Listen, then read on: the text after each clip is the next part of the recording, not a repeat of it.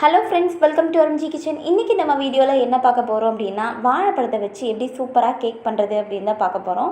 அதுக்கு முன்னாடி நம்ம சேனலை சப்ஸ்கிரைப் பண்ணாதவங்க மறக்காமல் சப்ஸ்கிரைப் பண்ணிக்கிங்க. அப்படியே பெல் ஐக்கானையும் போட்டு வச்சுக்கோங்க. அப்போ தான் நாங்கள் போடுற வீடியோ வந்து உங்களுக்கு நோட்டிஃபிகேஷனாக வந்துக்கிட்டே இருக்கும். இப்போது இந்த கேக் பண்ணுறதுக்காக நான் 1 கப் அளவுக்கு சர்க்கரை எடுத்திருக்கேன். இந்த சர்க்கரையை வந்து நல்லா மிக்ஸி ஜாரில் போட்டு ஒரு அரைச்சி எடுத்து வச்சுருங்க. நமக்கு கேக் பண்ணுறதுக்கு சுகர் பவுடர் தான் தேவை. சுகர் நம்ம போடுறத விட சுகர் பவுடர் போட்டால் தான் அந்த பர்ஃபெக்டாக வரும் கேக் எப்போவுமே. அதனால் நான் ஒரு அரைச்சி எடுத்து வச்சுக்கிட்டேன். பாருங்கள், இந்த அளவுக்கு நான் அரைச்சிட்டேன். லைட்டாக 2 சுற்று சுற்றுனீங்கனாலே வந்து இந்த மாதிரி பவுடராக மாறிடும். இப்போது அதை ஒரு பவுலுக்கு நம்ம ட்ரான்ஸ்ஃபர் பண்ணிக்கலாம். பாருங்கள், சுகர் பவுடர் ஃபஸ்ட்டு நம்ம சேர்த்தாச்சு. இப்போது எந்த பவுலில் நான் சர்க்கரை எடுத்தனோ அதே பவுலில் வந்து நான் மைதா மாவு எடுத்துக்க போகிறேன். பாருங்கள், எந்த அளவில் சர்க்கரை எடுத்தோமோ அதே அளவு தான் மைதா மாவு சேர்க்கணும். அப்போ தான் வந்து அந்த ஸ்வீட்னஸ் வந்து பர்ஃபெக்டாக இருக்கும். இல்லைன்னா ரொம்ப கம்மியாக இருக்க மாதிரி இருக்கும், இல்லை அதிகமாக எடுத்துட்டோம்னா அதிகமாக தெரியும். கரெக்டாக இருக்கணும் அப்படின்னா மாவும் சர்க்கரையும் கரெக்டாக இருக்கணும். அதுக்கப்புறமா இது வாழைப்பழ கேக் அப்படிங்கிறனால நான் ஒரே ஒரு வாழைப்பழம், நேந்திரம் பழம் எடுத்திருக்கேன். நல்லா பழுத்த பழமாக எடுத்திருக்கேன். இதை சின்ன சின்னதாக கட் பண்ணி எடுத்து வச்சுக்கலாம். பாருங்கள், சின்ன சின்னதாக கட் பண்ணியாச்சு. இப்போது இதை நல்லா மிக்ஸி ஜாரில் போட்டு நல்லா அரைச்சி எடுக்கணும். நம்ம சும்மா இதை அரைச்சோம் அப்படின்னா அந்தளவுக்கு பர்ஃபெக்டாக வராதுங்கனால கொஞ்சமாக பால் சேர்த்துக்கலாம். ஒரு 1/4 டம்ளர் அளவுக்கு பால் சேர்த்தோம் அப்படின்னா நமக்கு கரெக்டாக இருக்கும். பாருங்கள், நான் சும்மா கொஞ்சம் தான் சேர்க்குறேன். இதில் ஒரு 1/4 டம்ளர் தான் இருக்கும், அவ்வளோதான். இதை சேர்த்து நல்ல ஒரு ஃபைன் பேஸ்ட்டாக நான் அரைச்சி எடுத்துக்க போகிறேன். பாருங்கள், நல்லா அரைச்சி எடுத்தாச்சு வாழைப்பழத்தை. இப்போது இதை நான் அதில் மிக்ஸ் பண்ண போகிறேன். ஆல்ரெடி மைதா மாவு சர்க்கரை பவுடர்லாம் சேர்த்து வச்சுருந்தோம் இல்லையா, அதில் இந்த வாழைப்பழத்தையும் நம்ம மிக்ஸ் பண்ண போகிறோம். பாருங்கள், மிக்ஸ் பண்ணியாச்சு.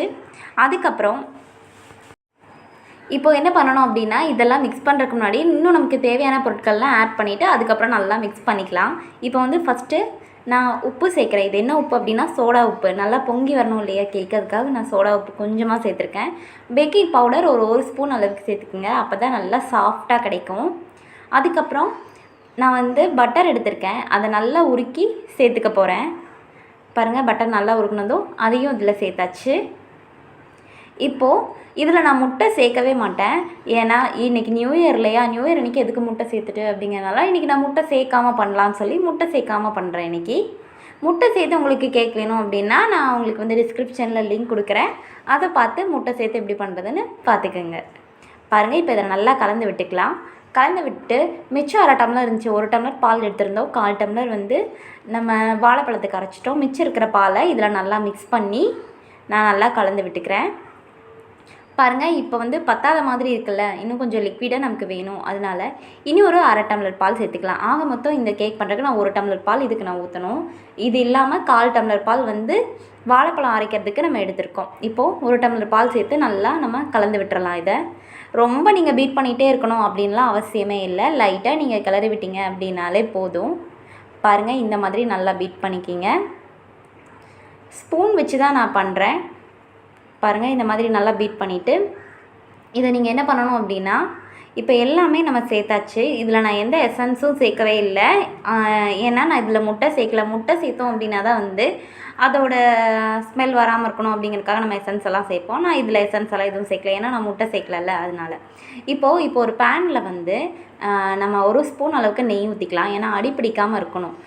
பட்டர் ஷீட் இருந்துச்சு அப்படின்னா அதை போட்டுக்கோங்க. அது ரொம்பவே பெஸ்ட்டு. அடி பிடிக்காமல் சூப்பராக வந்துடும். நான் இன்றைக்கி பட்டர் ஷீட் போடலை, அதனால் நான் நெய் ஊற்றி இந்த மாதிரி எல்லா பக்கமும் பரப்பி விட்டுட்டேன்.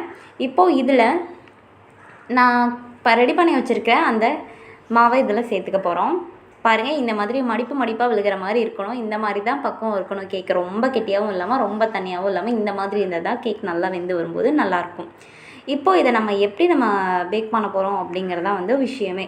இதுக்கு வந்து மைக்ரோ ஓவன்லாம் தேவையில்லைங்க.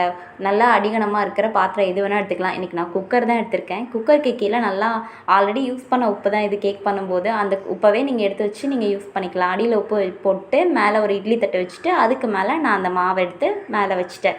இப்போது இதுக்கு மேலே ஒரு இட்லி தட்டி மூடி போட்டு மூடி வச்சிடணும். நீங்கள் ஒரு தட்டு போட்டு கூட மூடி வச்சிடலாம், பிரச்சனையே இல்லை. பாருங்கள், சூப்பரான ஒரு கேக் ரெடி ஆயிடுச்சு.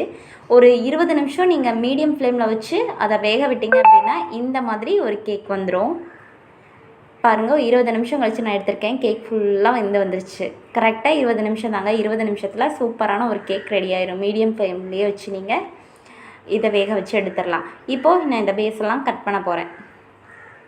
கட் பண்ணி நீங்கள் கொஞ்சம் கொஞ்சமாக கட் பண்ணி பாருங்கள். கட் பண்ணாலே உங்களுக்கு தெரியும் நல்லா சாஃப்டாக வந்திருக்கும் கேக்கு. இந்த மாதிரி நீங்களும் ட்ரை பண்ணி பாருங்கள். உங்களுக்கு பிடிச்சிருந்துச்சின்னா மறக்காமல் கமெண்ட்டில் சொல்லுங்கள். செஞ்சு பார்த்துட்டு எப்படி வந்துச்சுன்னு மறக்காமல் நீங்கள் கமெண்ட்டில் சொல்லிடுங்க.